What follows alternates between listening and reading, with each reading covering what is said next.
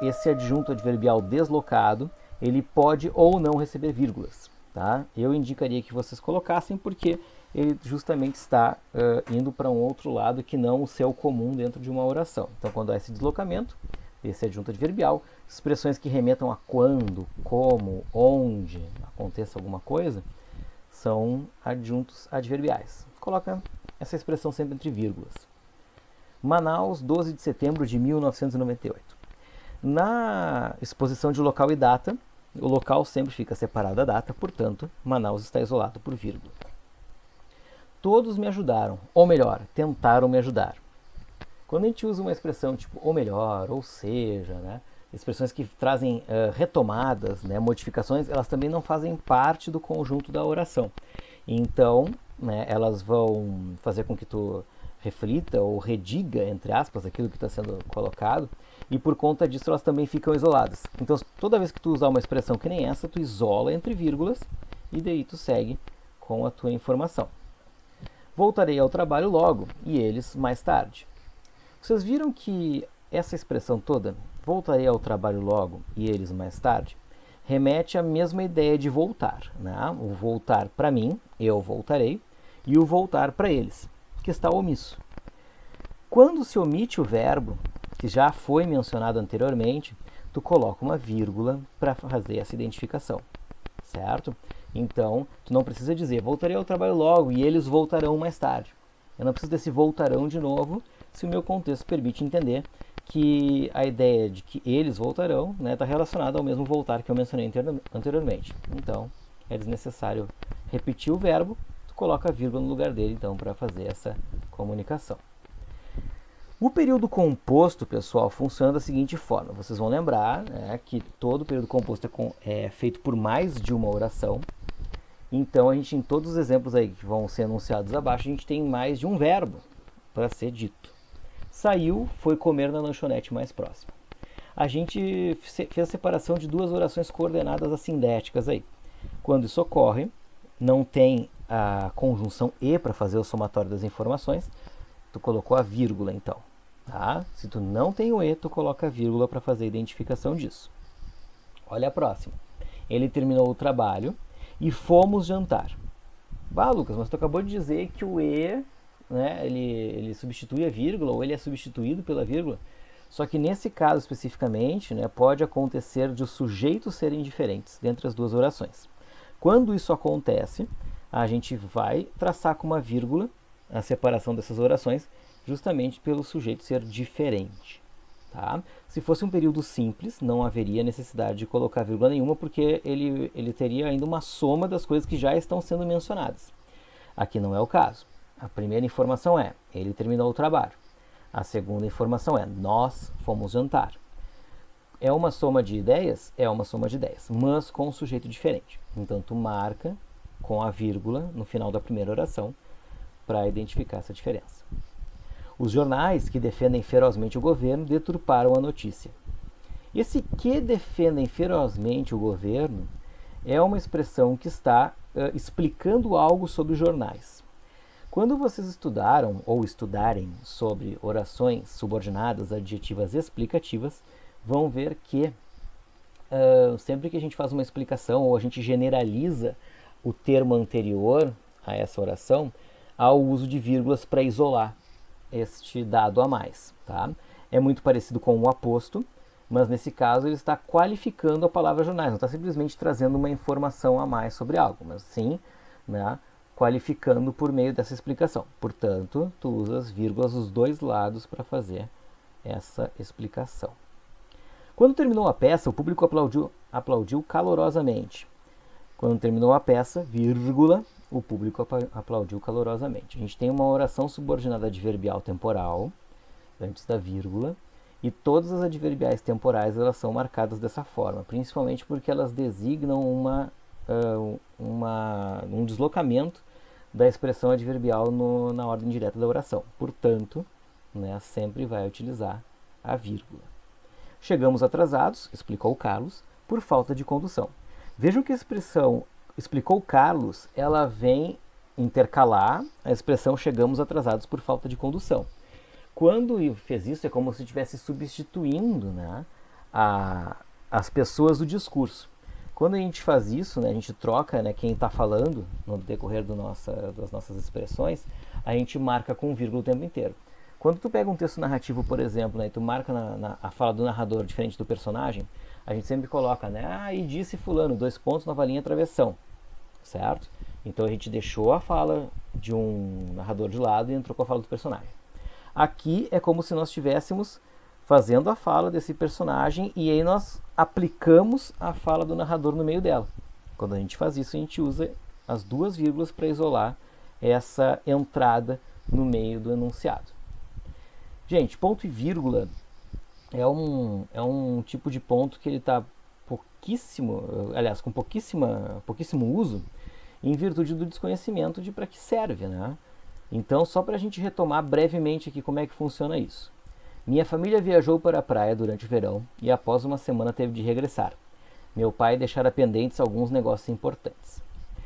O que aconteceu, né? Houve uma explicação aqui no decorrer dessa frase, né? Mas essa explicação ela vem bem mais tardiamente que o uso de outras vírgulas, tá? Aquelas vírgulas que foram colocadas inicialmente, após uma semana, elas determinam aquele adjunto adverbial deslocado que a gente falou na outra tela. Mas, né, quando vem a explicação da ideia de viajar para a praia, né, e ter de regressar, esse teve de regressar, na verdade, ele já é uma informação que vai contra o fato de viajar. Né? Se a gente está saindo de um ponto para ir para outro, é uma ação. Um ponto contrário é regressar, é fazer com que essa ação não aconteça mais. Aí vem uma informação, uma explicação, melhor dizendo, para esse regresso. Quando a gente faz isso no decorrer da construção da frase, tu não precisa pontuar depois de regressar e começar com letra maiúscula. Meu pai deixara pendentes alguns negócios importantes. Não.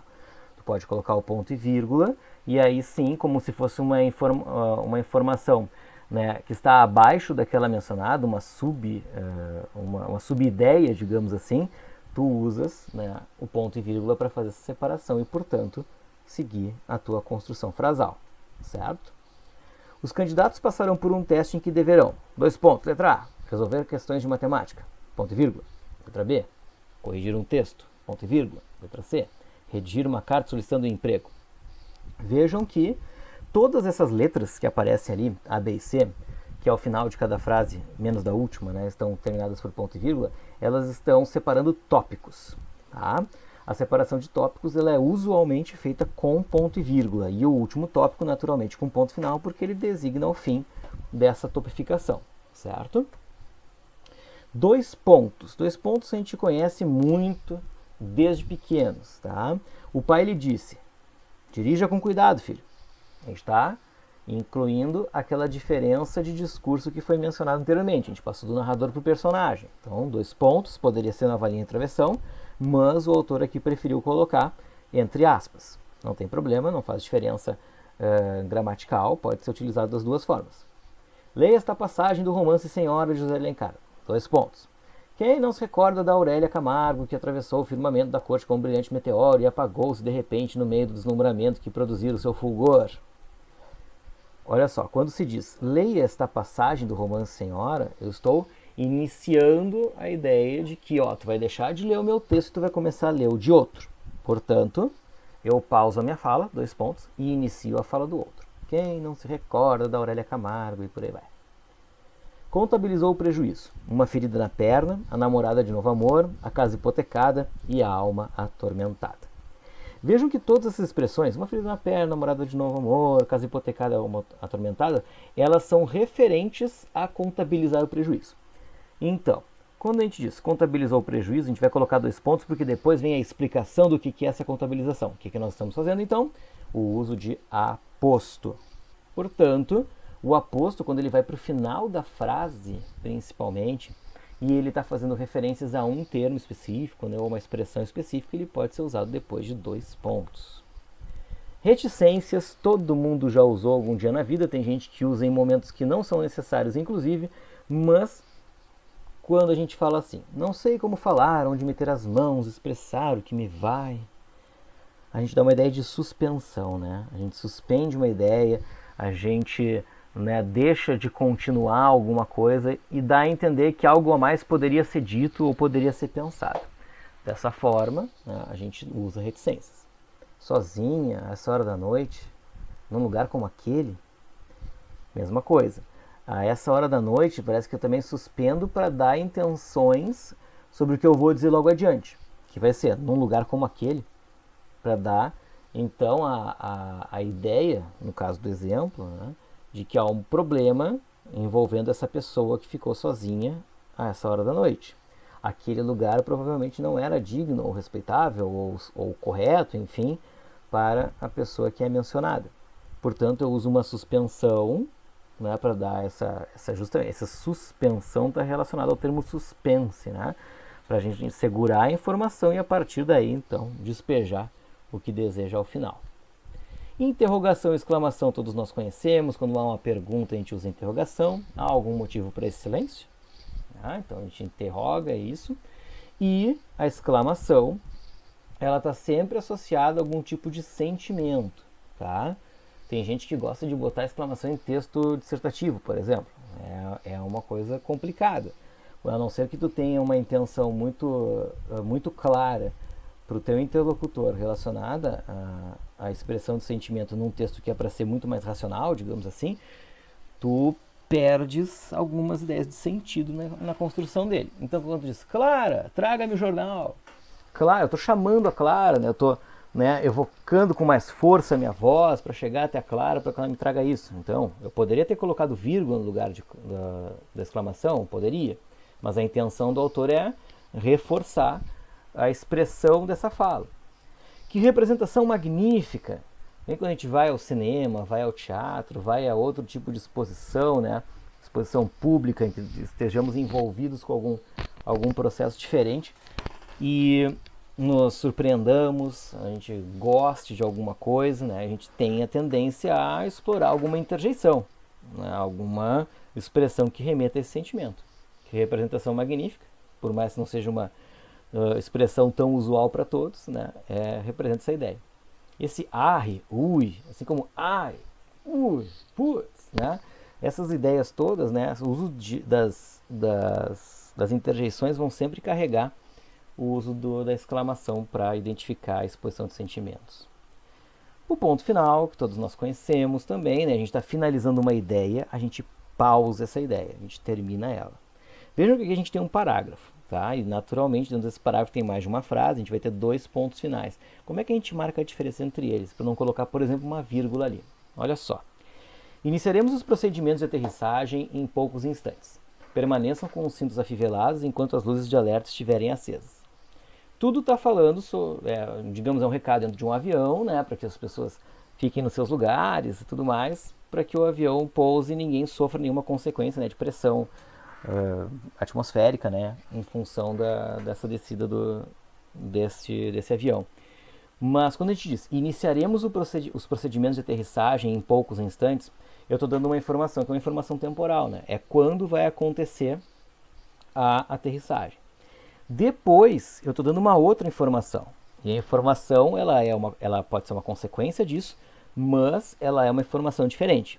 Ela diz para tu ficar sentado, ficar sentado no teu lugar, né, com o cinto na posição em que ele deveria estar, enquanto as luzes estiverem acesas, certo? Então, eu tenho 2 ideias diferentes. A primeira ideia eu pontuei ao final da frase, e a segunda ideia, portanto, eu pontuarei ao final dela. Eu não poderia colocar vírgula porque ela não mantém essa sequencialização da ideia inicial mencionada. Tá? São 2 ideias diferentes falando sobre o mesmo evento, o mesmo momento em si. As aspas a gente conhece, né, principalmente pelas citações. Rezemos por elas, disse Bento XVI na Praça de São Pedro. Né? Isso aí, o rezemos por elas, é fala do Bento XVI. Portanto, a gente usa entre aspas porque foi a outra pessoa do discurso que mencionou e não quem está falando no texto. Os saberetas já estudaram a lição de hoje? Saberetas é uma expressão antiga, né? Os sabichões, né? Aqueles que pensam que sabem alguma coisa. Então, justamente por ser uma expressão incomum, que não está no cotidiano, que não está, né, na fala comum das pessoas, a gente pode usar entre aspas. Neologismos, expressões estrangeiras, a gente também pode fazer o mesmo, mas tudo isso com as aspas.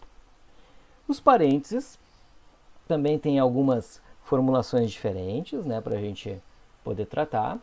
Normalmente ele aparece para isolar informações, tá? É a primeira função do parênteses, tá? Não é uma expressão que necessariamente está associada ao que está sendo dito.